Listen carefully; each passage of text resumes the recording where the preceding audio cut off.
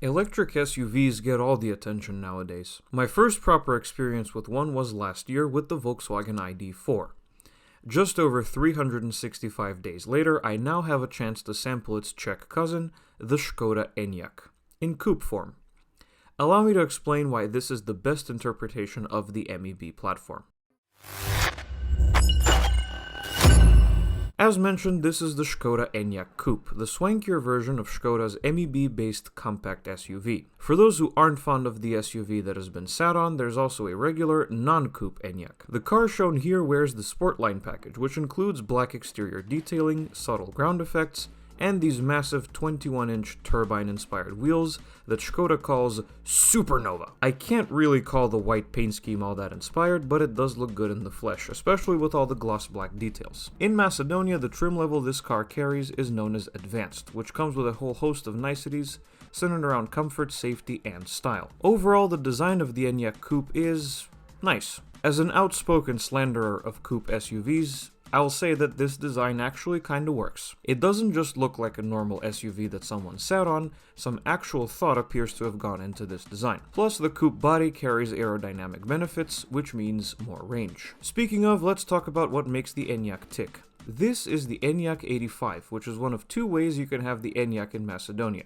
the other being the 85X, which is all-wheel drive. This one has a single electric motor on the rear axle juiced by an 82 kilowatt-hour gross battery pack, 77 of those being usable. Total output is a perfectly healthy 285 horsepower or 210 kilowatts, which allows for a 0 to 100 kph sprint of about 6.7 seconds. As for range, the maximum WLTP range is 565 kilometers or 351 miles. Of course, that figure is not even remotely possible with the 21-inch wheels, but the potential range you can get out of this car is pretty good. The lowest I got the electricity consumption meter to go was around 13 kilowatt hours per 100 kilometers of driving, though this will quickly rise depending on the happiness of your right foot and your use of comfort features. If you're careful, you might be able to squeeze out just under 500 kilometers on a single charge, which is pretty great. But what about charging? This was the first time I was able to charge an electric car at a DC point. I arrived at the dealer with 64% battery in the tank, and after about 25 minutes of charging, I managed to get it up to 86%. At DC chargers like this one, the Enyaq can draw a maximum of 135 kilowatts, which means a charge to 80% can take as little as 28 minutes. Just over 9.5 hours will fill it up to 80% on a 7 kilowatt home charger. Pretty decent charging speeds altogether. Let's check out the cargo area. The Enyaq Coupe offers 570 liters of space, down just 15 liters on the regular one. Just be wary of taller items, as the coupe roofline means they might just be too tall for the tailgate to close. Folding down the rear seats, which you can do through the cargo area, gives you 1,610 liters. Sadly, there's no frunk. The cargo area has a bunch of cool useful features though, like these Velcro dividers to stop items of certain sizes and or shapes from sliding around, and that simply clever feature stalwart, the bright green ice scraper with magnifying glass tucked away on the inside of the tailgate. Speaking of simply clever, the Enyaq also has the excellent umbrellas in the front door and this little clip on the windshield where you can put your parking card or charger card if necessary. Space in the back? Very good. The driver's seat was in my driving position, you know my stats, and I had plenty of legroom and decent headroom despite this being a coupe SUV and having this incredible full-length panoramic sunroof. If you're taller than me, I'd recommend slouching just a bit, but you should be fine. By the way, the sunroof doesn't open, unfortunately. I actually had 3 people in the back while I had the Enyaq on test, and I heard no complaints about lack of space. The floor is almost flat, and even the rear passengers are treated to mod cons such as their own temperature control, heated outer seats, and a fold-down center console. Time to get into the front. There's a lot different here when compared to the related Volkswagen ID.4 and ID Buzz, the ones I've had experience with previously, and I can say with confidence that it's for the better. Let's power up the Enyaq and see what's up. As you can see, there's no need to push a button. Simply sitting down and depressing the brake pedal automatically powers up the Enyaq. All you have to do is select drive and you're on your way. The inverse is also true. The moment you park up and remove your seatbelt, the Enyaq turns off automatically. The interior layout is very similar to the ID.4 in a lot of ways. A tiny display with only the most pertinent info behind the steering wheel, giant 13-inch infotainment screen in the middle. It's bigger than the ID.4, I should say. But the Enyaq also has a sizable heads-up display, and both of the displays can be configured via the buttons on the steering wheel's right spoke. Speaking of, the steering wheel is great. A great design that I've grown to love. It's intuitively laid out, and it has proper physical buttons. It also hides a menacing, angry horn.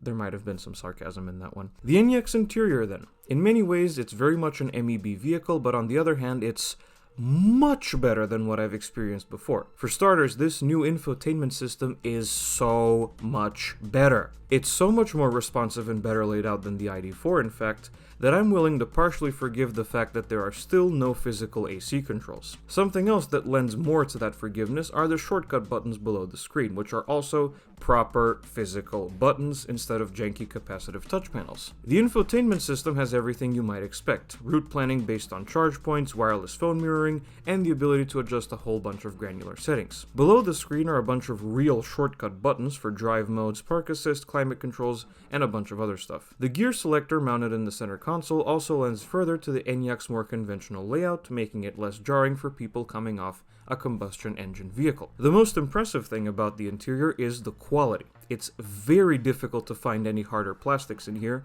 It's all very well put together with no creaks and some of the highest quality materials. Skoda really outdid themselves here. There's also a sufficient amount of storage spaces where you can hide your items, including the adjustable cup holders depending on if you're drinking coffee from a vending machine or 7-Eleven. The driving position is also plenty adjustable so you can get comfy, and these seats are excellent. Complaints? Well, a commonality with all MEB cars is the cluster screen. Due to how small it is, it's not very configurable. It can't display a full screen map, for example. The heads-up display is fairly configurable, but still, a larger screen here would be a godsend. The fact that the Enyaq turns on automatically when you get in it and shuts off when you unbuckle the seatbelt also makes it a bit difficult for capturing footage. But this is an autojournalist complaint and not a consumer complaint. And those are two very different things, you see. Let's move on and see what the Enyaq is like on the road. Straight away, one of the first things I noticed with the Enyaq is how excited it gets when you go on the throttle. Even in eco mode, which is what I drove it in majority of the time because James may, the throttle response is not that different to comfort and sport. This means you can entertain yourself even in town, and you will always be the first to depart at traffic lights. A good thing especially in Macedonia because no one lets you merge. In town, the Enyaq is very quiet and serene. The seats are pretty comfy, as I said, and it's very easy to drive. The steering is light and easy, and it's surprisingly maneuverable and good at hiding its larger dimensions. However, I'm not a fan of the ride. Thanks to the Sportline package and the 21-inch wheels, at lower speeds and on rougher roads, it's a bit hard and crashy. You can remedy this with smaller wheels and/or the dynamic chassis control, but the comfort levels at low speeds and over uneven surfaces weren't first class. The rest of the drive, however, gets very close. Despite weighing 2.2 tons, the Enyaq hides its weight very well. Body roll is almost non-existent in corners, the steering picks up feedback when you're driving more dynamically, and the stability is top-notch. You can have a surprising amount of fun behind the wheel, and the fact that the Enyaq is rear-wheel drive contributes to that even more. On the highway, with the exception of the tiniest squeak of wind noise, the Enyaq is incredibly refined. Very quiet, very relaxed, the comfort levels pick up, and again, very stable. Not to mention that it has no issue getting up to speed, and I am confident that it'll munch away miles on longer journeys with no problem. Just make sure there are chargers on the way, of course. And that's the Skoda Enyaq Coupe, an electric SUV that combines the solid foundations laid by the Volkswagen Group's MEB platform with the user-friendly, function-first approach of Skoda. Except the form hasn't been sacrificed either. Thanks to that Skoda approach, it's enough to make the Enyaq my favorite interpretation of the MEB electric car formula. Funnily, that's exactly what I assumed would happen ever since I saw pictures of the Enyaq years and years ago. The Enyaq Coupe gets a score of 8.5 out of 10. Thank you everyone for watching this video. If you liked it, be sure to hit like and subscribe to the channel. Also, let me know what you think of the Skoda Enyaq in the comments.